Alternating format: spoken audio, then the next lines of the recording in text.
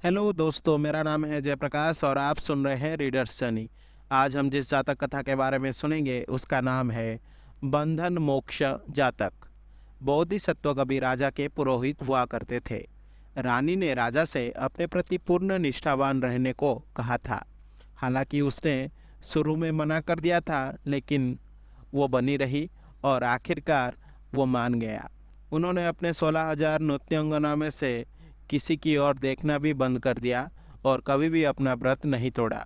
जब राजा को अपने सैनिक द्वारा डाकुओं के खिलाफ अभियान की निगरानी के लिए सीमा क्षेत्र की यात्रा करने की आवश्यकता हुई तो रानी पीछे रह गई। उसके अनुरोध पर राजा ने यात्रा के प्रत्येक लीक के बाद एक दूत को एक पत्र देने और उसकी जांच करने के लिए महल में वापस भेज दिया। वहां और वापस यात्रा के दौरान उसने 64 दूत भेजे और रानी ने उनमें से प्रत्येक के साथ बहकाया और पाप किया। और राजा के लौटने से ठीक पहले रानी ने बोधिसत्व को अपने साथ सोने की मांग की।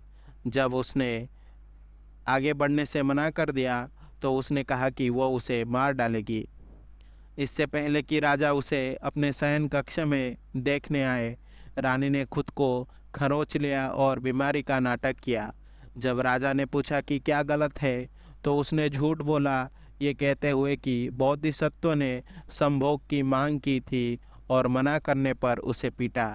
क्रोध से भरे हुए राजा ने अपने सैनिकों को गिरफ्तार करने और बिना देर किए उसका सिर काटने की मांग की।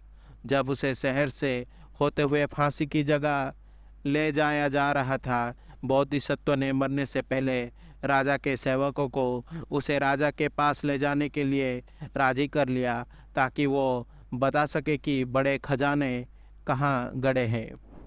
जब उसने राजा का सामना किया तो बोधिसत्व ने अपनी बेगुनाही और अपनी धार्मिकता की घोषणा की, ये कहते हुए कि उसने कभी भी एक चींटी को नहीं मारा, घास का एक तिनका नहीं चुराया, दूसरे आदमी की पत्नी पर वासना नहीं की, मजाक में भी झूठ नहीं बोला, मजबूत शराब का बूंद का स्वाद नहीं चखा। उसने बताया कि रानी और उसके बीच वास्तव में क्या हुआ था और राजा से उसे और उसके दूतों को बुलाकर उसके व्यवहार के बारे में सच्चाई उजागर करने के लिए कहा। रानी ने अपना अपराधों को स्वीकार किया और राजा ने दूतों को बोधिसत्व के बजाय सिर काटने का आदेश दिया।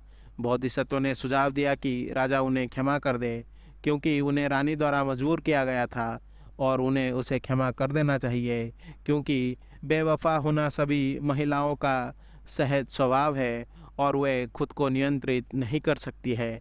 राजा ने इस ज्ञान को स्वीकार किया और दयालु होने का फैसला किया। प्रत्येक दूत को रहने की जगह दी। इसके बाद बोधिसत्व हिमालय में एक तपस्वी के रूप में रहने के लिए शहर छोड़ दिए। ये कहानी बुद्ध के जीवन काल में जैसे जैसे बुद्ध की प्रसिद्धि बढ़ती गई और उनके शिष्यों की संख्या बढ़ती गई, अन्य धार्मिक शिक्षकों ने अपने अधिकांश अनुयायियों को खो दिया। इससे परेशान होकर कुछ विधर्मियों ने बुद्ध की प्रतिष्ठा को नष्ट करने के लिए सिक्का मानविका नामक एक सुंदर महिला को शामिल किया, ताकि वे अधिक प्रशंसा और भिक्षा प्राप्त कर सके। उसने जो योजना तैयार की थी वो बुद्ध के मठ के पास ग्रामीण इलाकों में सोने के साथ शुरू हुई, फिर सुबह सुबह शहर की ओर चल पड़ी, ताकि जिन लोगों से वो गुजरे उन्हें विश्वास हो जाए कि वो वास्तव में रात कहाँ बिता रही थी। इसके 4 महीने बाद उसने अपने पेट के चारों ओर कपड़ा लपेटना शुरू कर दिया और घोषणा की कि वो बुद्ध के बच्चे की साथ गर्भवती है। कुछ लोगों ने उस पर विश्वास किया। जैसे ही 9वां महीना आया, सिक्का मानविका ने अपने पेट की गठरी में लकड़ी के टुकड़े जोड़े और सूजन पैदा करने के लिए एक बैल के जबड़े से अपने हाथों और पैरों को पीटा। वो फिर एक धर्म उपदेश के दौरान बुद्ध के पास गई और उन्हें मधुर आवाज़ लेकिन बुरे व्यवहार के लिए श्राप दिया, जैसे कि उसने सार्वजनिक रूप से उसके साथ होने से इनकार करने और जन्म देने तक रहने के लिए एक कक्ष प्रदान नहीं करने के लिए उसकी निंदा की। देवताओं के राजा इंद्र का सिंहासन गर्म हो गया और उसने अनुमान लगाया कि क्या हो रहा है। वो और 4 अन्य देवताएं चूहों के रूप में पृथ्वी पर आए और उन रस्सियों के माध्यम से कुतर गए जिन्होंने सिक्का मानविका के नकली पेट को पकड़ रखा था। लकड़ी नीचे गिर गई, उसके पैर के उंगलियों को अलग कर दिया और उसने धोखे का प्रकट कर दिया। जैसे ही वो बुद्ध के क्रोधित अनुयायियों से भागी, जमीन फट गई और नर्क की लपटों में उसे नीचे खींच लिया।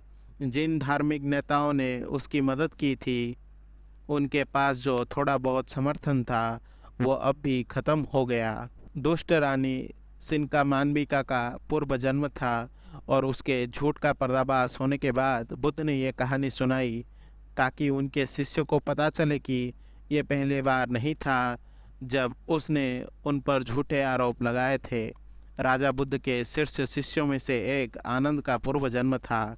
आशा करता हूँ कि आपको ये जातक कथा अच्छी लगी होगी। अगर आपको मेरी वीडियो पसंद आई तो इसे लाइक करें और शेयर करें और ऐसे वीडियोस देखने के लिए मेरे चैनल को सब्सक्राइब करें।